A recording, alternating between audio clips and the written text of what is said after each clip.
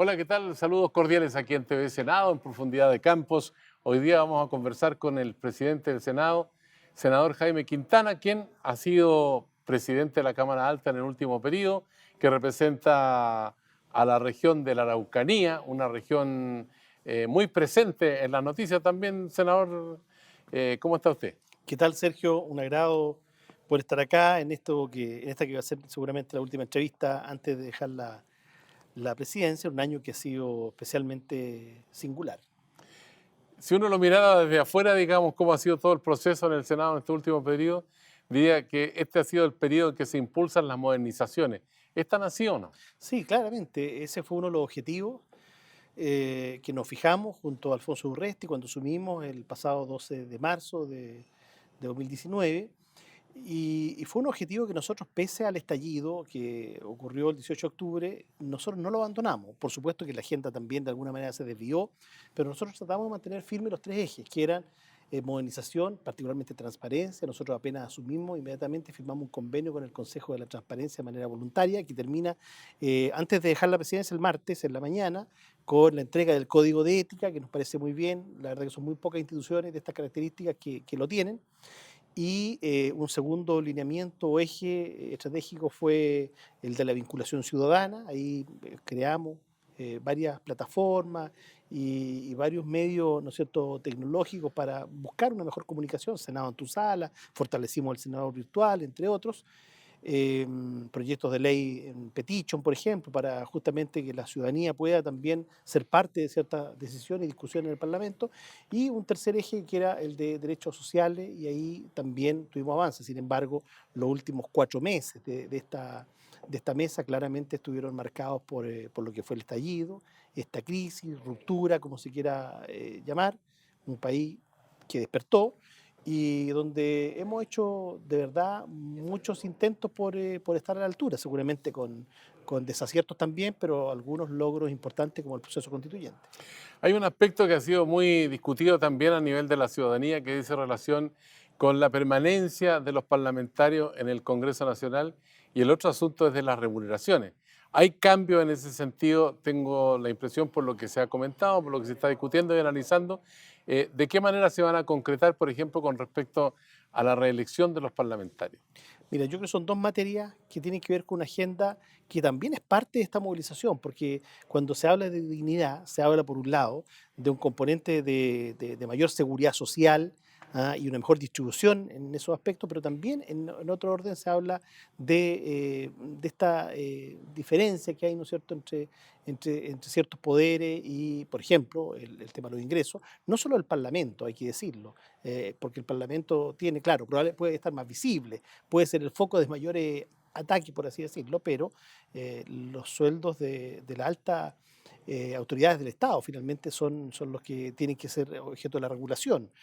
Eh, pero eso hay que hacerlo bien. Yo creo que la Comisión de Constitución está haciendo un trabajo bien interesante en ese sentido. Creo que si la Cámara de Diputados ha dicho que hay que entregar esta facultad a un órgano autónomo, de buen juicio, independiente, criterioso, bueno, primero esperemos que hagamos ese referente y que ese órgano finalmente tome las decisiones. Lo que no puede ser es que nosotros elijamos un órgano solo para zafar de la situación y finalmente nosotros le digamos si esto tiene que bajar, subir, bajar tanto, cuánto. Yo creo que eso va bien, pero te reitero, tiene que ser un proceso cuidadoso. Hay otros países que lo han hecho de manera irresponsable porque esto te toca otras altas remuneraciones. Y no podemos hacer lo que ocurrió en México, que solo por una medida populista terminó afectándose la salud. Uno dirá, ¿y qué tiene que ver la salud? Bueno, la mitad de las cirugías se vieron afectadas porque se fue mucha gente del Estado. Eso ocurre cuando probablemente tenga que ocurrir eso. Si tuviéramos la certeza que va a llegar mejores personas, más inspiradas, con más ganas, fantástico, pero son parte de las consecuencias y eso hay que mirarlo en serio. Si uno pretende abordar esto sobre la óptica o desde la óptica del populismo, estamos mal. Estas cosas no necesariamente son populares, pero sí hay que hacerlas con reflexión, pero va a haber una solución, lo mismo que el límite de las reelecciones. Ahí la discusión es, ¿eso se hace desde este periodo o se hace con efecto retroactivo? La verdad que la regla general de las leyes es que rigen en adelante, no rigen con efecto retroactivo. Pero también aquí hay no sé, hay un clamor, por así decirlo, no sé cuánto de esto realmente puede haber encuestas. La verdad que esto no resuelve necesariamente los problemas, ¿ah? Pero sí una medida en la lógica de la dignidad, bueno, hay que hacerla.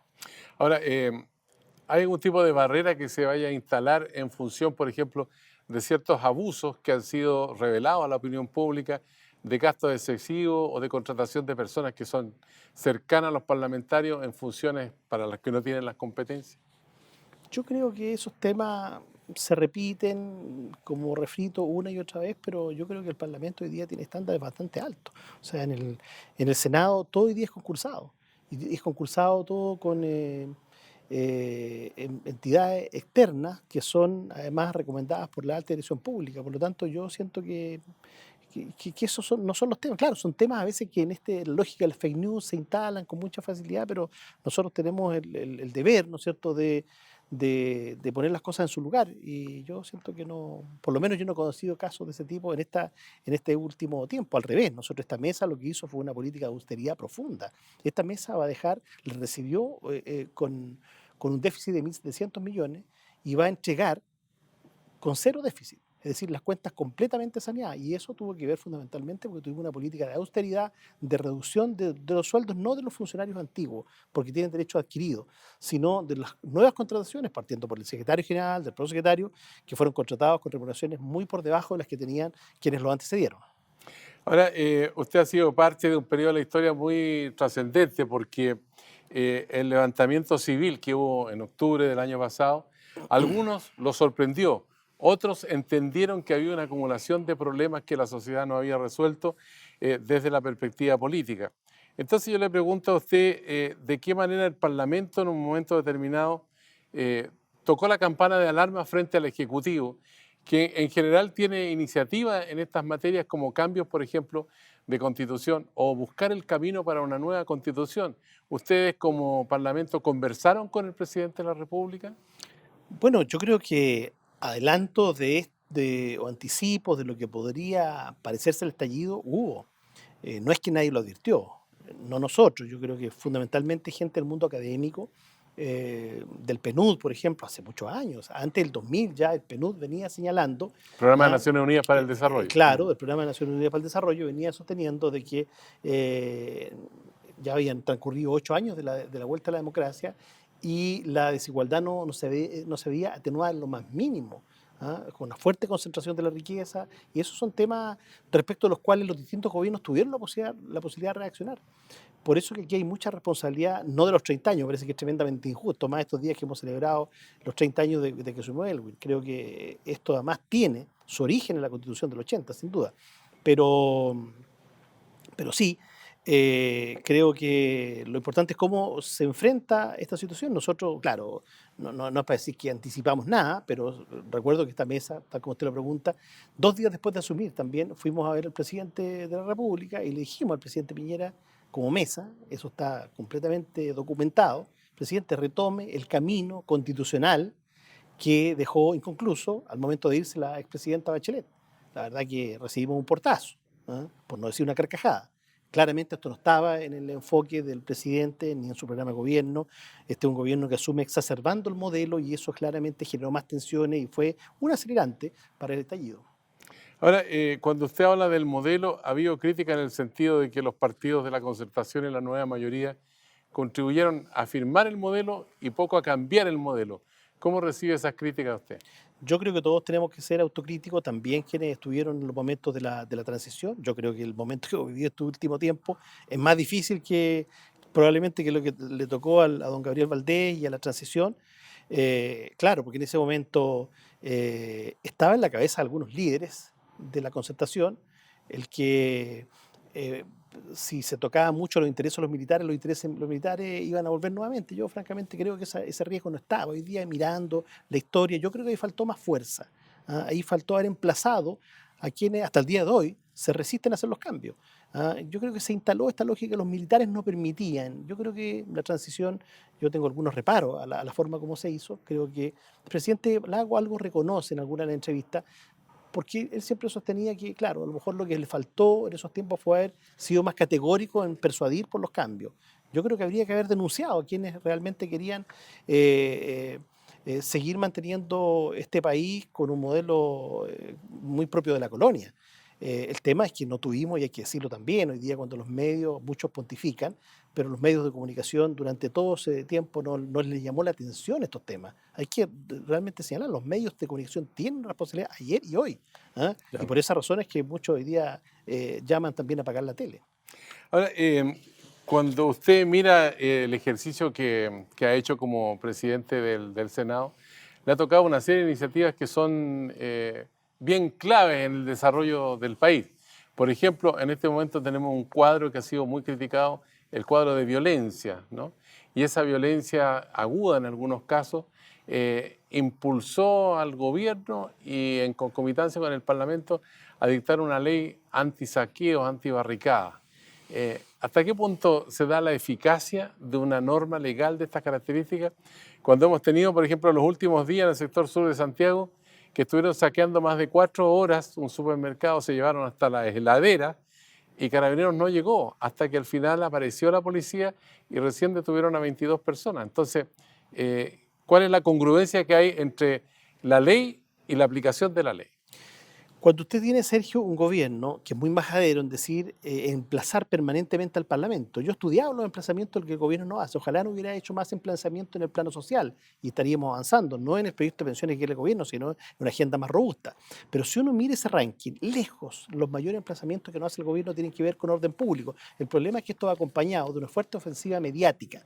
Y finalmente se instala en la opinión pública de que las leyes, de que las normativas no están a la altura, que faltan. Yo creo que no era necesario la ley antisaqueo. Ahora, que la ley antisaqueo estuviera de más y no sirviera para nada, no. Lo dijimos, incluso quienes respaldamos, dijimos, esto va a ser letra muerta en la medida que no tengamos policías eficaces. Y eso es lo que hoy día se ve justamente, que continúan los saqueos aún existiendo. Creo que hoy día, pero sí hay una cosa, esto nos permite a nosotros decirle con mucha claridad al Ejecutivo, algo que algunos no pueden hacer. ¿Sabe qué, señor ministro de Interior, señor presidente? Nosotros que le aprobamos todas estas normas, que no es que dañen, están de más, eh, pero hoy día que ya le hemos dado toda esta herramienta, incluso infraestructura crítica, ahora usted tiene todas las atribuciones para ejercer el control del orden público. Y por lo tanto, eso no es responsabilidad del Parlamento. Entonces, lo que pasa es que hay una tendencia del gobierno de cada vez que está en problemas, que baja las encuestas, empezar a interpelar al del lado, en este caso el Congreso, y claro, como todos le pegan al Congreso, termina también el Congreso dañándose una vez más, porque es lo fácil.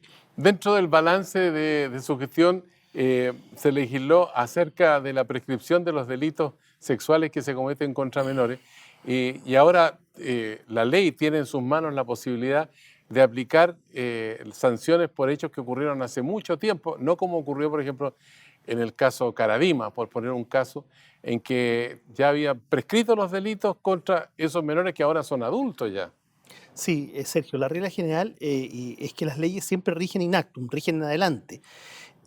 Más aún en materia penal prácticamente no hay excepciones en que las leyes rijan hacia atrás, porque hay muchos principios en juego. En este caso, también lo conversamos con quienes impulsaron esto, Derecho al Tiempo, en la imprescriptibilidad, que es un proyecto de nuestra autoría, siempre dijimos que esto es una señal que la sociedad tenía que dar para reparar, para contener, para apoyar. Por supuesto que en adelante esto esperamos que sirva, no para el caso Caradima, pero claramente a las víctimas de estos abusos claramente debieran atreverse más a denunciar de lo que lo hacían sin esta normativa. Ahora, en otras materias, por ejemplo, como el caso la propiedad de la concesión del agua, hay una polémica cada vez más intensa porque estamos dentro de un largo periodo de sequía y han garantizado a las autoridades agua para este verano que está por terminar, pero nadie se atreve a apostar para el próximo verano si vamos a tener abastecimiento suficiente de agua para los requerimientos de la población. Entonces, ¿de qué manera debería resolverse, a su juicio, de acuerdo a todo lo que se ha debatido en el Congreso, el problema de la propiedad de la concesión de las aguas en nuestro país?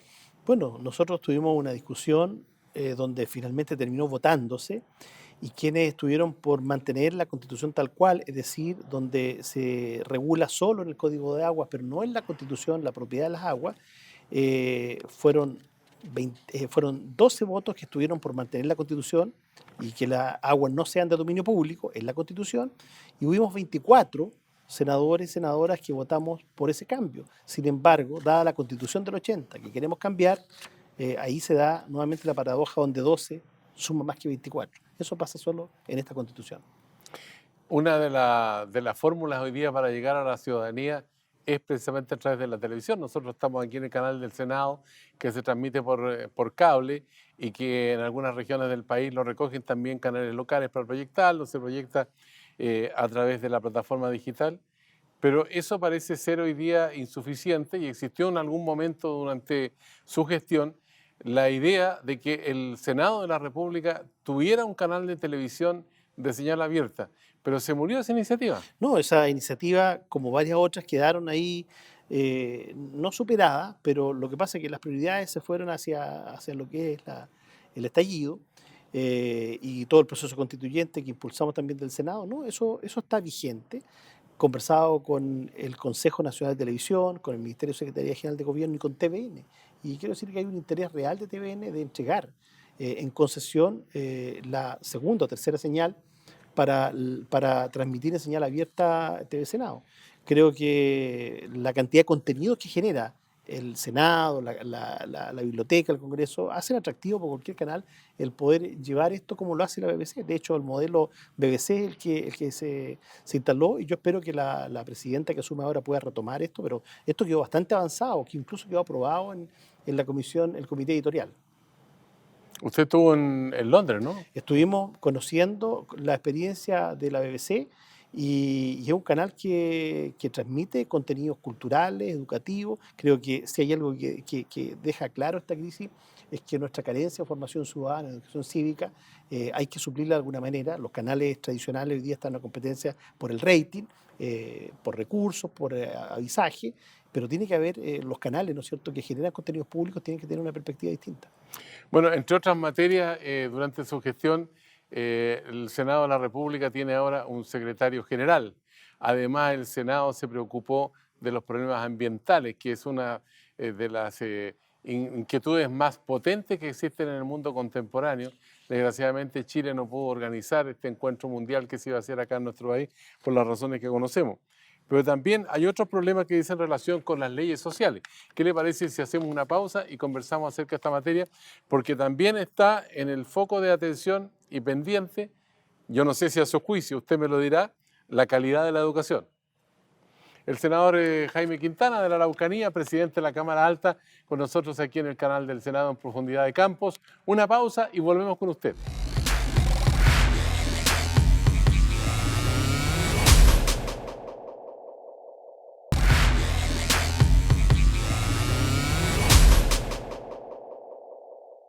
Ya estamos de vuelta aquí en el canal del Senado, en Profundidad de Campos, con el senador por la región de la Araucanía, senador Jaime Quintana, que ahora va a tener, parece, más tiempo para dedicarse a la Araucanía, no sé.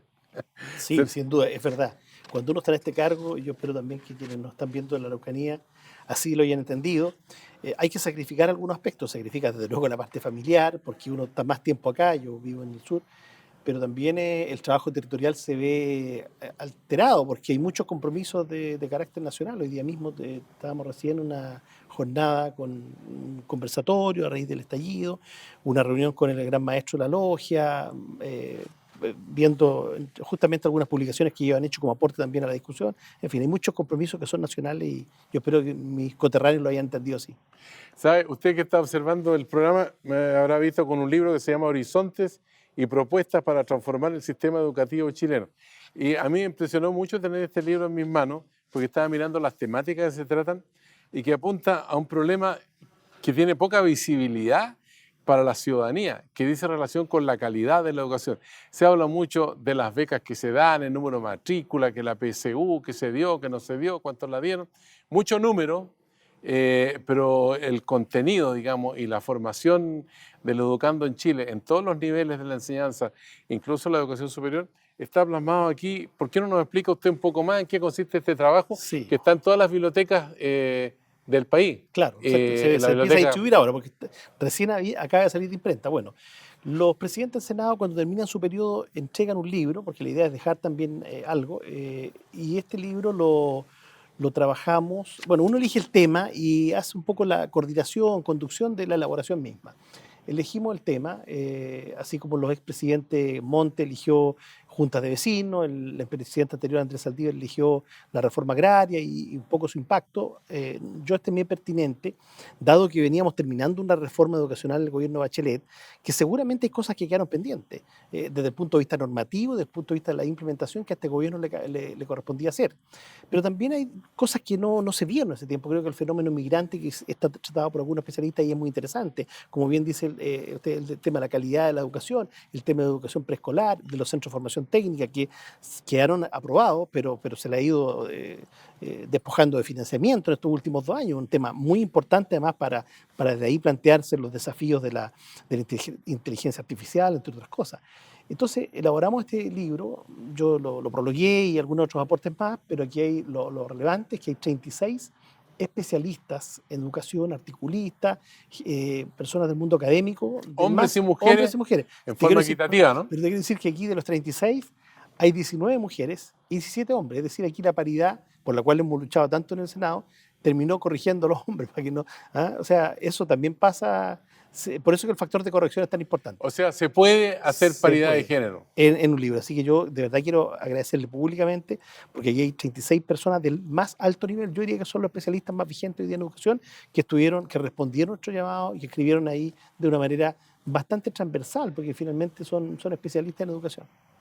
Ahora, en términos técnicos, entiendo que se vio en la sala en los últimos días esta situación de las notas que se les ponen a los niños, un número de primero a cuarto básico. Eso fue la última sesión del Senado. Fue bien importante porque pasamos un susto. Ahí estuvo a punto de caerse. El proyecto necesitaba 25 votos, era orgánico, ley orgánica.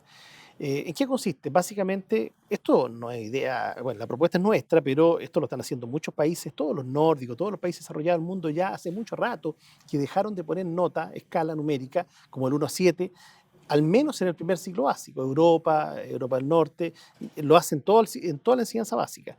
Nosotros aquí simplemente lo planteamos para los primeros 4 años. Hoy día quienes estudian modelos alternativos de educación, tiene un alto costo, por cierto, saben que esta educación es sin nota. Entonces, es la tendencia mundial, pero nosotros insistimos en seguir calificando. ¿Cuál es la consecuencia de esto? De poner la nota. Niños estresados que aprenden solo para la prueba, tensiones, presión interna, agobio escolar. Chile tiene el mayor consumo de metilfenidato en el mundo, Ritalin. Chile tiene, según estudios recientes del Departamento de Psiquiatría de la Universidad de Chile, la cantidad más grande de trastornos en Latinoamérica, trastornos mentales en niños entre 8 y 12 años. Entonces, algo está pasando. Si uno se quiere preguntar, ir más a fondo, bueno, ¿qué está pasando con una parte de la generación que está en actitud un tanto violenta? Bueno, ¿no será que el sistema escolar no está dando el ancho? Y por eso que presentamos este proyecto de ley, finalmente se aprobó en general, gracias, debo decirlo, a algunos votos de Renovación Nacional que apoyaron, no así la UDI que lo rechazó. Sabe que periodista Cristian Reyes del canal del Senado me ha advertido, porque seguramente los profesores que están en Magallanes o en Arica dirán, oye, pero ¿cuándo va a llegar el libro acá? Les puede llegar a través de la plataforma digital bcn.cl y el libro es totalmente gratuito, así que lo pueden bajar, lo pueden estudiar, lo pueden analizar, discutir. Es un documento tremendamente potente y vale la pena entonces que lo tengan en consideración porque el libro está gratuito también en bcn.cl, la Biblioteca del Congreso Nacional. Senador, uno de los talones de Aquiles de la sociedad contemporánea aquí en nuestro país ha sido las pensiones. El gobierno dijo hay que apurar las pensiones para despachar todo en marzo, pero sin embargo en el Congreso dijeron, momento, discutámoslo con calma. ¿Y por qué se necesita esa calma? Mira, vuelvo a lo que decía al comienzo. Aquí hay que ser muy cuidadoso con el populismo. El populismo es la encuesta, dice esto, ya yo le digo a la gente, en teoría, lo que la gente quiere escuchar. Eso es la mala política, eso es parte, causa fundamental de la crisis. Yo creo que nos falta más reflexión. Entonces, claro, el presidente seguramente abrió una encuesta y él dice, queremos que las pensiones suban 60 lucas a tiro en abril. Entonces, pero por favor, si la gente salió a marchar porque nos dijo claramente no más AFP. Entonces, es tramposo finalmente cuando se impone y nos dice discusión inmediata, ¿ah? Es casi pasar de contrabando algo. Discusión inmediata para un proyecto en 6 días, algo que se creó por don José Piñera, el economista, hace 40 años atrás, ¿no es cierto? Famoso, el del Mercedes-Benz, y dicen que en 6 días lo van a cambiar. Creo que la Cámara de Diputados cometió un error en esto, por lo menos los diputados que lo aprobaron, la inmensa mayoría de los diputados de centro-izquierda no aprobó este proyecto de pensiones porque mantiene tal cual, incólume el modelo de las AFP y solo mejora 60, 70 mil pesos a gente que ha contribuido toda una vida al sistema. Entonces aquí nosotros creemos que hay que tenernos tampoco mucho tiempo, 2 meses, pero una discusión en serio, no puede hacerse votaciones en 2 días, en 5 días. Y ya la Comisión de Trabajo lo está debatiendo firmemente. Nosotros hemos sido asesorados también por una comisión de técnicos bastante transversal de todo el espectro de la oposición y esperamos terminar con un buen proyecto en el Senado. Bueno, seguramente usted se informó en su momento que hubo un fallo judicial de la Corte de Apelaciones en el sur que le concede a un imponente la posibilidad de retirar todos sus fondos. Claro, eso tiene que ir a la Corte Suprema, pero uno supone si va a la Suprema y la Suprema aprueba esa decisión de la Corte de Apelaciones, va a haber una situación de competencia entre la Corte Suprema y el Tribunal Constitucional que negó esa posibilidad. Bueno, y todo eso ocurre porque hay aspectos en los cuales el legislador de la dictadura, que eran 7 personas que hicieron esta constitución, que diseñaron el modelo del sistema de pensiones, que impusieron forzosamente a los trabajadores chilenos a trasladarse a la AFP y sin consultar a nadie. Por eso creo que en esto hay que ser tremendamente criterioso y regular bien aquellos aspectos y no dejarlo solo a la judicialización. Ahora, la situación que se ha vivido, digamos, ha sido muy fuerte el año pasado y también a comienzo de este año. Muchos decían, oye, ¿qué va a pasar en marzo? Pero pasaron muchas cosas en enero y febrero. En el momento que se hace ese acuerdo en la madrugada acá en el Congreso Nacional, bueno, uno dice, a partir de ahí, ¿para dónde se camina? Plebiscito el 26 de abril. La fórmula que se va a llevar a cabo el plebiscito con algunas discusiones que hubo posteriormente. Pero aquí se pretende terminar con la constitución de Jaime Guzmán. ¿Usted coincide con su vicepresidente? Sin duda. Ese fue el ánimo que movió a todos quienes estuvimos ahí bajo la fotografía de Pedro León Gallo, que también impulsó un cambio constitucional en el norte hace algunas décadas.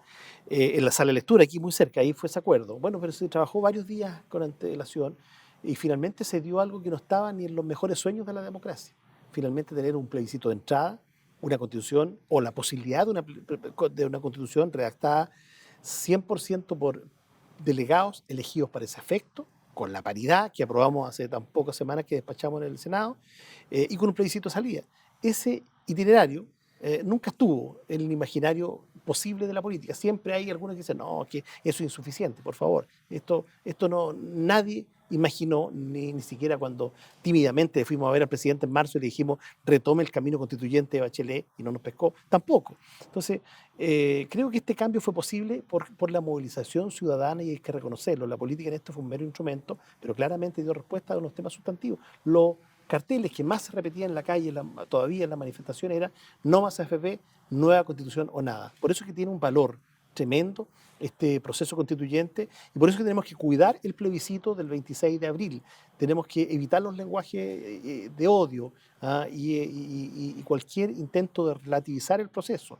Todavía esto está, claro, está asegurado la Constitución, pero tiene cierto grado de labilidad también de los cuales tenemos que hacernos cargo. Entonces hay que apoyar el plebiscito y el mundo político también tiene que dar señales muy claras en ese aspecto. ¿Ayuda o perjudica las acusaciones constitucionales o la eventual destitución o inhabilidad para el presidente de la República?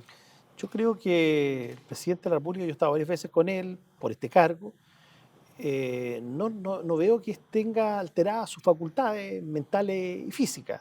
Claro que con esas mismas facultades está siendo el peor gobierno de la historia, o por lo menos de los últimos 30 años. Entonces ahí hay un problema. Yo más bien creo que el presidente lo que tiene que hacer es hacer un giro de 180 grados en su gobierno, dado que la sociedad chilena, la misma que lo eligió con legitimidad. Por eso hay que ser muy cuidadoso en esto de interrumpir los mandatos. ¿Ah? Más aún parlamentario, yo he escuchado diputados que dicen, no, que aquí tiene que ser todo. No, yo creo que las crisis, por lo menos así me formaron a mí, uno no arranca. A las crisis se le hace frente, más aún cuando está en la política. Si finalmente, si esta es una crisis política, la resuelven los políticos, no arrancan los políticos.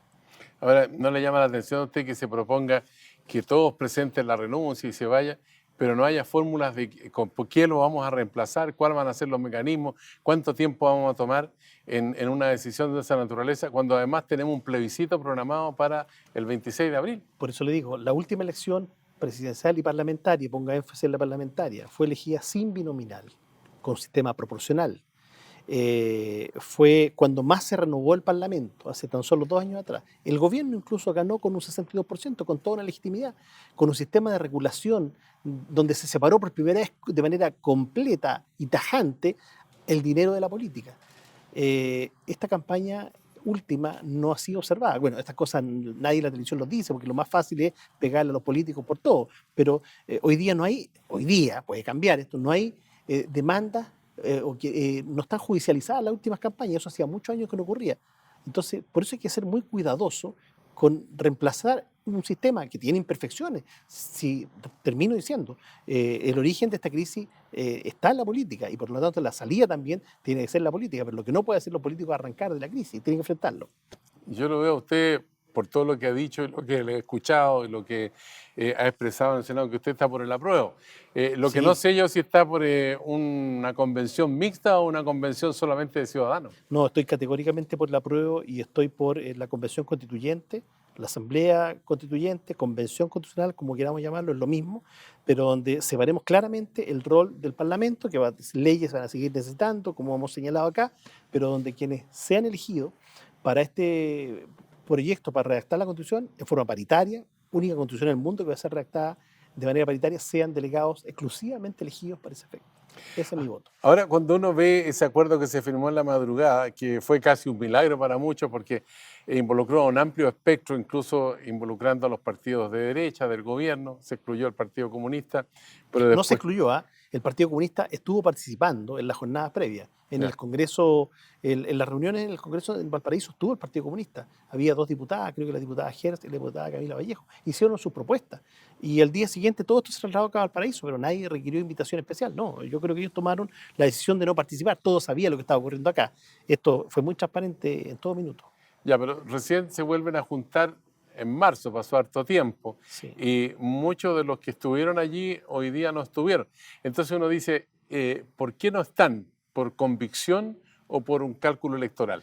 No, porque hay quienes creen que la foto, de nuevo, o sea, se piensa primero en la señal comunicacional y no es lo que es bueno para el país. Yo creo que dialogar es un tema consustancial inherente a la política.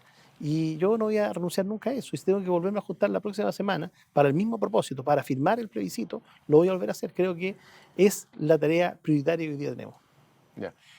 Yo le hablaba cuando hicimos el cambio a la segunda parte de esta conversación de la novedad que también que tuvimos los chilenos del Senado con un secretario general. Así, Eh, ¿Eso fue visto en qué perspectiva y de qué manera se está cumpliendo, digamos, el fortalecimiento que se aspiraba a que ocurriera en el Senado? o sea, nadie puede discutir no solo la política de austeridad que impulsó la actual mesa, sino los procesos de transparencia y modernización que ha impulsado la mesa y para lo cual el actual secretario general Raúl Guzmán ha sido un apoyo fundamental, principalmente por su trayectoria jurídica. Claro, cuando llegó Guzmán también, todo se critica, se le criticó que porque venía la fiscalía, poco menos no podía llegar acá, él ganó un concurso de manera destacada. Y yo creo que hoy día eso no se discute porque el aporte, la contribución que él ha hecho como ministro de Fe a los temas jurídicos, a los temas administrativos, a ordenar los procesos en el Congreso, yo creo que finalmente es algo que nos va a ayudar como institución. Yo estaba, acá tenía una lista con una serie de hechos que forman parte de su gestión y, por ejemplo, la afiliación homoparental, eh, que puede ser no una cuestión espectacular, pero tiene una trascendencia para la sociedad. Me gustaría que usted la dimensionara. Y al mismo tiempo hay un punto que me parece interesante también con respecto a la participación del pueblo mapuche, digamos, en las instancias políticas, porque usted representa a la región de la Araucanía. Bueno, respecto de lo primero, hay algunos temas pendientes todavía en la agenda de derechos.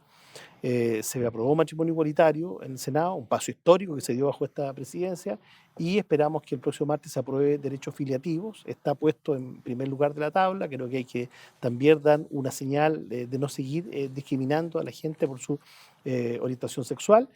Y en el tema de los pueblos originarios tenemos una tarea pendiente, lo mismo que se resolvió en materia de paridad, porque significa dotar el órgano constituyente de mayor legitimidad. Creo que es la tarea que tenemos que acometer ahora, ya en los próximos días le va a corresponder a la mesa que asume despachar, ¿no es cierto?, un proyecto de escaño reservado. Yo espero que tengamos un consenso amplio en eso. Ahora, el problema de la Araucanía es un problema no resuelto, ¿no? Es un conflicto no resuelto, es un conflicto distinto al actual, porque es un conflicto que tiene algunos ribetes más bien históricos, en donde hay un pueblo que está confrontado con el Estado chileno. Y por lo tanto, no es necesariamente la misma lucha que hoy día está teniendo lugar, donde hay mucha gente y muchos colectivos que están movilizando. Yo creo que tiene una dimensión un tanto distinta, da cuenta de una cosmovisión propia de lo que es un pueblo, una nación distinto, y yo espero que esa demanda no se siga invisibilizando. Creo que es muy importante también avanzar en esa dirección. ¿Qué es lo mejor que le pasó como presidente del Senado y cuál es el trago amargo que se lleva, bueno, ahora sentarse entre sus pares? Yo creo que eso está muy bien. Yo creo que este fue un año donde se sacrifican muchos aspectos personales. Eh, Hay situaciones gratas, sí, pero de mucha exigencia, de muchas reuniones, de mucho diálogo. Eh, claro, hay temas, ¿no es cierto?, como que uno no puede ir a las comisiones que integra, educación, infancia, las cuales yo participaba activamente. Eso se retoma a partir de marzo. Eh, Siempre pueden quedar cosas sí, que no se alcanzaron a concretar. Por ejemplo, el tema de televisión, efectivamente, es un tema que quedó pendiente, veníamos muy avanzados en eso. Pero de todas maneras tenemos un balance, seguramente con errores y probablemente no pocos, pero también yo creo que hay aciertos que nadie hoy día ha desconocido. Tanto así que incluso se habla de que hay una suerte de parlamentarismo de facto. Creo que Tironi escribía alguna columna hace algunos días atrás que en el último año se ha avanzado un parlamentarismo de facto, y eso significa que claramente, en este caso, los presidentes, las mesas, Cámara, Senado, por lo menos hemos intentado estar a la altura de este conflicto. Seguramente algunos de sus nietos le van a decir en el futuro, Tata, usted fue presidente del Senado y recibió un país, después entregó otro, ¿por qué no nos explica? ¿Cómo le podría decir usted a los nietos? Mira, me tocó participar en tantas actividades, en tantas reuniones en estos 4 o 5 meses del estallido, que yo sentí que por ser un partícipe de ella, había información ahí de interés para los chilenos que decidí escribirlo. Y yo espero en el mes de abril, distinto a esto, porque esto es institucional del Senado, hacer una publicación personal con las vivencias y también con algunas reflexiones. Creo que ojalá el mundo político reflexionara más y de manera muy transversal. Vamos a contar algunas cosas que aún no se saben del acuerdo constitucional, por ejemplo. ¿Usted va a ser candidato a senador en la próxima? No está en mis planes hoy día, ¿No está en sus planes? definitivamente. ¿Gobernador en el futuro? No está en los planes, no me veo Porque usted es joven todavía. sí, pero no me veo en otra papeleta. Hoy No, día ¿no? no me veo en otra papeleta. Queremos agradecerle al senador Jaime Quintana, presidente de la Cámara Alta, por esta conversación aquí en Profundidad de Campo, senador. Bueno, y seguiremos hablando en su condición de parlamentario del Congreso Nacional. Y bastante la Araucanía. Muchas gracias, Sergio. Muy amable. Gracias a usted. Y a usted, gracias por la sintonía aquí en Profundidad de Campos en el canal del Senado. Yo soy de Televisión, señal 3. Será hasta la vista.